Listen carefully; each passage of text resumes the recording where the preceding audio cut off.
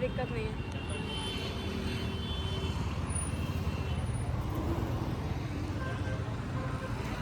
सुन सही तो रीजनिंग तो ठीक थी। मैथ का था, मैंने मैथ में तो बहुत सारे बच्चे जाएंगे, अगर मेरे नहीं बने तो किसी के नहीं बने होंगे। मैं सो हाय गाइस, तो अब हो चुका है मेरा आरबी असिस्टेंट का एग्ज़ाम। 13 अप्रैल को मेरा एग्ज़ाम था और आज हो रही है 14 अप्रैल।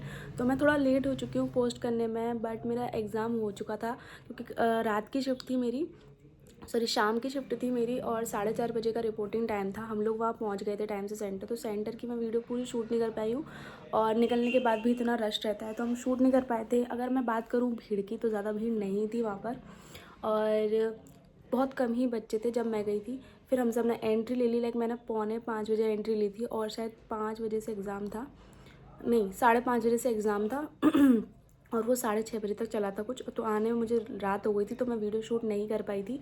तो आरबी असिस्टेंट एग्ज़ाम की अगर हम बात करें तो मैंने उसके रिव्यू देखे थे, लाइक 11 अप्रैल के एनालिसिस देखे थे मैंने, तो वो लोग बता रहे थे कि बहुत ज़्यादा ईजी है और उनकी शिफ्ट में आया होगा ईजी, और इंग्लिश उनके में टफ आ गई थी। मैंने बहुत सारे एनालिसिस भी देखे थे।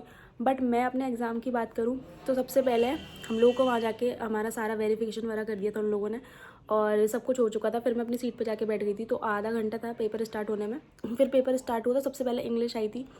इंग्लिश वाज ओके, ज़्यादा टफ नहीं थी, और उसमें मुझे 2 क्वेश्चन में डाउट है, तो मैंने उसमें टोटल अटैम्प्ट करे थे। 2 क्वेश्चन वो थे जिसमें आपको पता लगाना होता है कि कौन सा 4 आंसर मतलब क्वेश्चन देती थी उन्होंने, और उसमें से पूछा था कि कौन सा करेक्ट है और एक में पूछा था कौन सा इनकरेक्ट है। तो उन दोनों में मुझे डाउट है। बाकी इंग्लिश वाज ईजी, मॉडरेट भी बोल सकते हो आप, मतलब अच्छा था। पैसेज भी उसमें बहुत ईजी, एक कोई लड़की थी उसके हेयर से वो रैबिट के पास जाती है ऐसा कुछ था, और उसमें क्लोज टेस्ट भी दे रखा था। क्लोज टेस्ट क्रो के ऊपर था, उसकी पूरी स्टोरी थी तो वो था, और कुछ हमें मिस स्पेल्ड वर्ड दे रखे थे, उसमें आपको बताना था कि कौन सा करेक्ट है कौन सा गलत है। तो इस टाइप के क्वेश्चन थे, और कुछ फ्रेज रिप्लेसमेंट के भी थे। तो 2-3 क्वेश्चन होते। तो इंग्लिश इज़ ईजी, मैंने उसमें पूरे अटैम्प्ट करे उसके बाद तो इंग्लिश में मैंने पूरे 30 आउट ऑफ 30 अटैम्प्ट करे। उसके बाद आई थी मैथ। तो मैथ आने के बाद मैथ में सबसे पहले मैंने 1 मिनट सिंप्लीफिकेशन के क्वेश्चन देखे, तो जो बिल्कुल मिड में थे। तो 15 क्वेश्चन थे उसके सिंप्लीफिकेशन के, तो मैंने 15 किए। ईजी नहीं थे, थोड़ा मैं हाइपर भी हो गई थी, सिचुएशन ऐसी हो गई थी, तो फिर मैंने वो 15 अटैम्प्ट करे।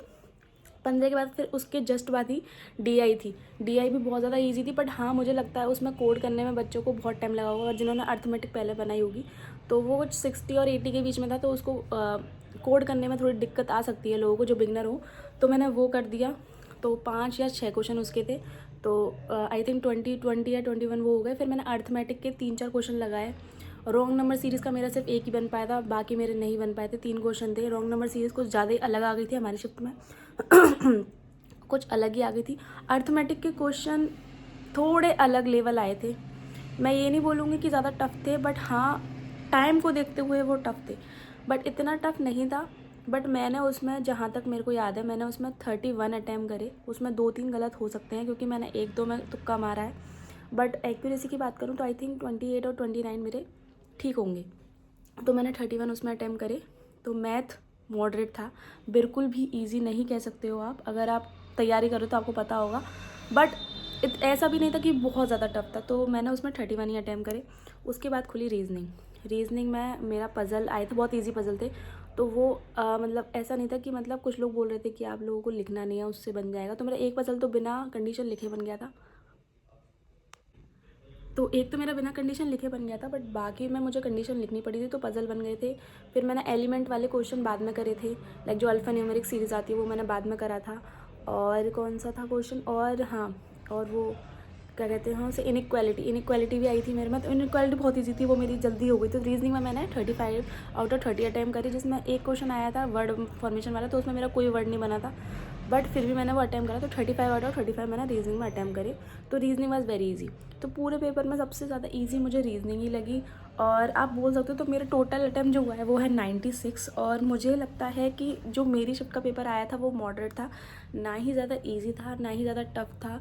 और रही बात रिज़ल्ट की, तो मैं कुछ नहीं कह सकती हूँ उसके बारे में, बट येस अभी ये स्टार्टिंग है, तो अभी मैं प्रिपेयर करूँगी आगे के एग्ज़ाम के लिए। हार नहीं माननी है मुझे। तो मुझे लगता है कि कल का जिनका भी एग्ज़ाम था सबको मैथ टफ लगी है, और जो लोग बोल रहे थे कि मैथ बिल्कुल टफ नहीं आई है, ये वो कुछ भी नहीं है, ऐसा बिल्कुल नहीं था। आरबी असिस्टेंट का पेपर बहुत ज़्यादा अच्छा लेवल आया था, ऐसा नहीं था कि बिल्कुल ज़्यादा उन्होंने बहुत ज़्यादा नॉर्मल पेपर दे दिया था, ऐसा कुछ भी नहीं है। बट मुझे लगता है बहुत सारे बच्चे 35 भी अटैम्प्ट करके आए होंगे, बट मेरे से नहीं हो पाए। मेरे 31 थे, मॉक में मैं कर देती थी, बट इसमें नहीं हो पाए। तो 31 मेरा अटैम्प्ट था। आप लोग बताइए आपका क्या अटैम्प्ट रहा। और सेंटर मतलब मेरा अच्छा था, उसमें अच्छे से उन्होंने वेरीफाई वगैरह करा, सब कुछ बहुत अच्छा था। तो that is my all RB assistant exam. अगर हम आगे के लिए भी प्रिपेयर करेंगे बैंक के एग्ज़ाम के लिए, तो अगर आप मेरे चैनल पर नए हो तो मेरे चैनल को सब्सक्राइब कर लो और चैनल की बेल नोटिफिकेशन भी प्रेस कर दो, ताकि मेरे चैनल की सारी नोटिफिकेशन आप तक जाती ना और आप मेरे चैनल को सब्सक्राइब करते रहो। Thank you for watching.